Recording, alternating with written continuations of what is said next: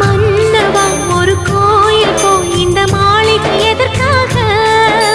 தேவியே என் ஜீவனே இந்த ஆலயம் உனக்காக. வானில் ஒரு புயல் மழை வந்தால் அழகே என்னை எங்கனம் காப்பாய். கண்ணே உன்னை என் கண்ணில் வைத்து இமைகள் எனும் கதவுகள் அடைப்பேன். சத்தியமாகுமா? நான் சத்தியம் செய்யவா? தொடு தொடுவெனவே வானவில் என்னை தூரத்தில் அழைக்கின்ற நேரம்.